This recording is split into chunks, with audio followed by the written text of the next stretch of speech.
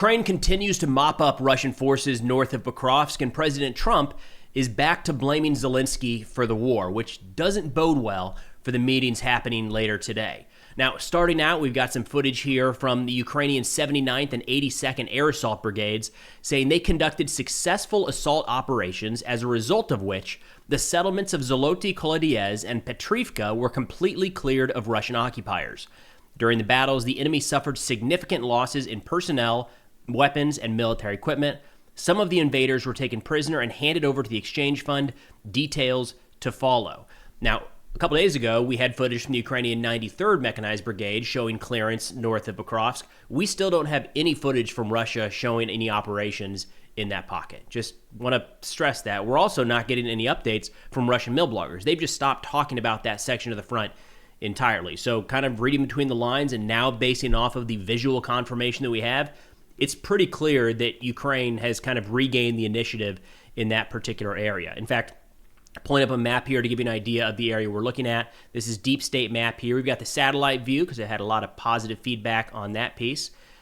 Right here is what we're looking at. So this is some rabbit ears popping out north of Pokrovsk. If we go back a couple days, this was the extent of the Russian advance. Roughly, again, remember these maps are never 100% accurate. And then what we saw was Ukrainian forces push through a couple days ago, cut off a couple of these elements, a couple of these Russian elements here, and it seems like trying to push a little bit in the south here as well. We know there's a handful of different units involved in this. A lot of brigades have been listed. Worth remembering that that's probably not the entire brigade that's been deployed, but elements of each one of those units. Now, a bit of an assessment here from Tataragami, a Ukrainian analyst and former Ukrainian reserve officer, said, quote, "As I noted from the outset, based on the limited information then available, there was no operational breakthrough. The penetration was tactical, involving roughly a battalion-sized force. Still, it is too soon for celebration." He says initially the situation was especially risky as Russian units managed to break east of Dobropilia. So we'll zoom out a little bit here so you can see this overall picture. This is the Pokrovsk pocket down here that has had most attention for months now. And what we saw very quickly was Russia advance to the north. We'll go back to the extent of their advance. And we started to see a bit of a peel off towards Dobropilia here. That's what he's talking about. He says, it is possible that Ukrainian forces contained the threat and prevented it from developing into an operational breakthrough. However, the scale of reinforcements required was significant. This means Ukraine had to commit units from other directions. While not certain, this could increase risks elsewhere along the front line. More importantly, such measures address the symptoms rather than the cause. They stabilize, but do not resolve the underlying problem. In fact, just yesterday, put out a video where we got the chance to talk with a couple of the soldiers in the Azov International Battalion. Here's Uno talking about that exact tactic, this Russian infiltration tactic. And we'll have this video linked in the description below for those interested. But real quick, here's Uno. The Russians use probing tactics. They usually send like 2 or 4 guys. And they'll just push them up via motorcycle. Maybe it's a BMP that gets knocked out and 4 guys get out, or just guys on foot, walking north for like a month or 2 even from some staging area. And they'll just push them as deep and as far as they can go until usually they get killed.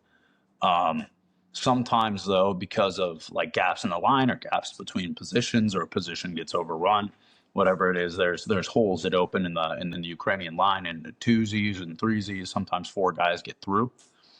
And you see this quite often, and you'll end up with 2 random Russian dudes like walking 7 kilometers behind the line, and you're like, oh, it totally happens.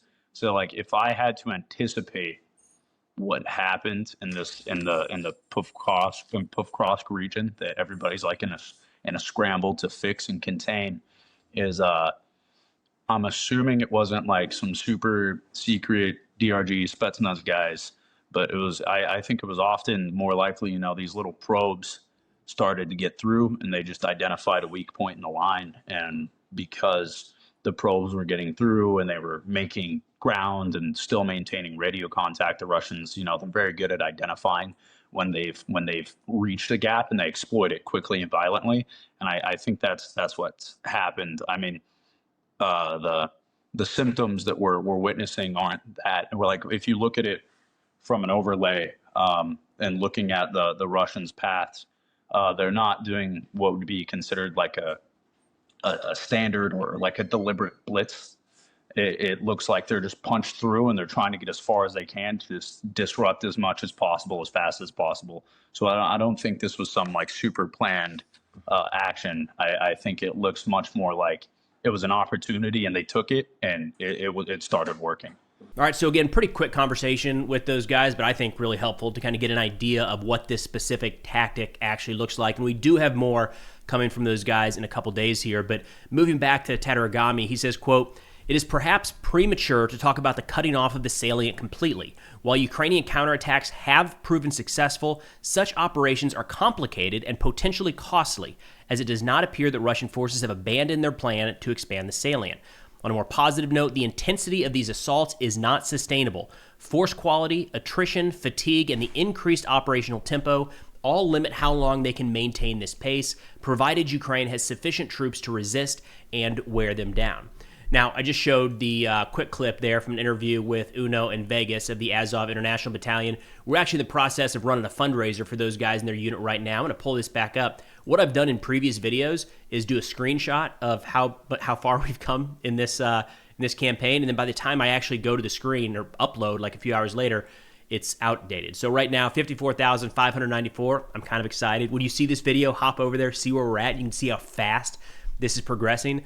But this is awesome. A lot of really, really kind and generous people helping out the international volunteers that are now a part of the International Battalion of the 12th Special Forces Brigade, Azov. So what we're doing, tied in here with Zynga's Paw, incredible organization. And I should mention on their website right here, they have a transparency page showing the details of every dollar spent through the organization, which personally, I think this is really leading the way in this regard, and something that a lot of other organizations are gonna be following up with here in the near term.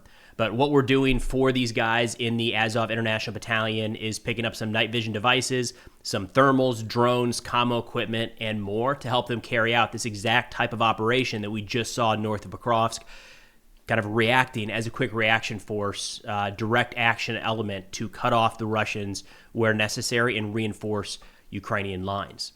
Now, turning to more, kind of future-looking events, if you will. Unfortunately, last night there was another major strike carried out against Ukraine by Russia, and this does play into the events later today in Washington, D.C. So to kind of set that stage, according to some reports from Reuters, they say Russian attacks on major Ukrainian cities killed at least 10 people on Monday. An entire family, including a toddler and her 16-year-old brother, were among the 7 killed in an overnight drone strike on a residential neighborhood in northeastern Kharkiv. 23 people were wounded. 3 people were also killed in a ballistic missile strike on the southeastern city of Zaporizhia, the regional governor said, adding that another 23 were wounded. In Kharkiv, rescuers carried out bloodied survivors to safety across debris and shattered glass. They shouted to others who remained stuck in the wreckage of an apartment building. A Reuters reporter witnessed medics attempting to resuscitate the toddler, whose clothing was tattered and body coated in dust. So that was the Russian strike following these talks in Alaska. And I should note that Russia carries these out constantly. So it's not that this is unique by Russian standards. They're regularly hitting civilian infrastructure in Ukraine. The notable piece here is just in yesterday's video, we had Special Envoy Steve Witkoff and Secretary of State Marco Rubio talking about how much progress had been made to bring about an end to the war. In fact, Steve Witkoff said yesterday out loud, he had this thought and then he said it, we don't need a ceasefire because all of the things that you would negotiate during a ceasefire have been resolved in Alaska. Since he said that, more people have died in Ukraine because there was not a ceasefire. Now, following this Russian strike, President Trump put out a post on Truth Social where he said, quote, President Zelenskyy of Ukraine can end the war with Russia almost immediately if he wants to, or he can continue to fight. Remember how it started. No getting back Obama by giving Crimea 12 years ago without a shot being fired. And no going into NATO by Ukraine. Some things never change. The White House has been pretty quiet so far about what has actually been agreed upon following that Alaska summit.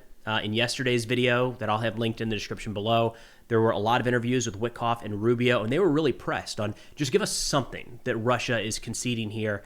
And they didn't really go down that route. The most we may have gotten was Witkoff talking about the possibility of some Article 5 type security guarantees for Ukraine. Something happened because we've got a noticeable change in tone here where barely a week ago, we had President Trump saying severe repercussions are going to be laid down if Russia does not agree to end this war. He meets with Putin, and all of a sudden that has turned to it's up to Zelenskyy now to end the war. Mind you, if Zelenskyy surrenders, there's a lot of Ukrainians that are going to be subject to living under Russian control. He'd be surrendering his country. So yes, technically in a war, one country could always surrender and end it. That is the ask here of President Zelenskyy. Now, Zelenskyy has been rather vocal in recent days following this Alaska summit, and just earlier today, he put out a statement saying, quote, "This was an absolutely demonstrative and cynical Russian strike. They know that today in Washington there is a meeting to end the war. We will discuss key issues with President Trump along with Ukraine. Leaders from Britain, France, Germany, Italy, Finland, the EU, and NATO will participate in the conversation." And we're going to be coming back with another video later today, maybe even early this evening, wrapping up what we know after those meetings take place. Zelenskyy says, quote, "Everyone wants a peace deal and real security, and at this very moment, the Russians are striking Kharkiv, Zaporizhia, Sumy, Odessa, residential buildings, and our civilian infrastructure. This is a deliberate killing of people by the Russians, the killing of children. Despite everything, the Russian military machine continues to destroy lives. Putin will demonstratively kill to continue pressuring Ukraine, Europe, and to humiliate diplomatic efforts. This is why we are so eagerly awaiting help to stop the killings. That is why reliable security guarantees are needed. That is why Russia must not receive any reward for the war. The war must be ended, and the one who must here stop is Moscow." That last part, agree on all counts there. We still, to this day, do not, at least publicly, appear to be pressuring Russia in any way, shape, or form. The closest I can come to Russian pressure at this point are the tariffs placed on Indian oil, which it's not even clear if that's going to do anything quite yet. That's the only real step we've seen towards pressuring Russia. Now, Bakhmut Demon. Now, in these conversations, unfortunately, I've seen a lot of people suggest that arguing for a just peace is instead a desire to see the killing continue, or you want to see this war go on, or you want violence, you just want whatever it might be, right? Military-industrial complex, choose your story that I'm sure you've all seen come out. I don't feel that way, and I don't think that's true when interacting with people in Ukraine. There's nobody there that wants this war to continue just for the sake of continuing. In fact, many in Ukraine right now are not even arguing that they should use military force to retake some of these lost territories. They understand what they're up against. They're being very, very realistic in these assessments. But they want a just peace and not have to do this again in a couple months or a couple years. I think that's a reasonable ask in any situation. Bakhmut Demon put this to words earlier saying, quote, "Of course I want all this to end. I want to return to civilian life, rest, live life. But I also want this to never happen again. Because I don't know what would make me go back to this hell a second time." And apologies on the language here, but I'm going to read it word for word. "Many of you can't imagine what it's like, what this hell is, what this filth is, and how fucking exhausting it is. And I'm actually glad you can't imagine it. I wouldn't wish this on anyone. Know that. I never want this to happen again. And yes, I don't want it to go on and on endlessly. It depends on Russia and the pressure on those bastards. I would really like everything to work out soon and the war to end. A lot will be decided today. We are doing our job. Pokrovsk is ours. Dobropilia is ours. We are doing our job well." So think about that today as we get into these negotiations or these talks between President Trump, President Zelenskyy, and leaders from across Europe, trying to find some way to end this war. There's a lot of options still available, a lot of ways this can go. It is not black and white that Russia gets everything that they want, or there's some massive world war with all of NATO fighting with Ukraine. There are a lot of options between those two extremes.